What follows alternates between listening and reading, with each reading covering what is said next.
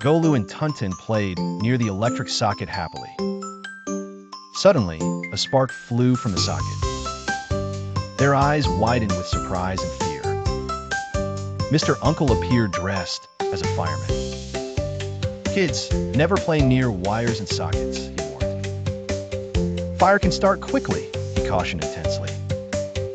Golu and Tuntin stepped back, feeling scared. "Sorry, Uncle," they both murmured apologetically. They realized the danger they had faced. The screen displayed a big text message. "Fire, stay safe. Stay away from electric devices." Background music played a light warning tune. The sound of fire alarm echoed softly.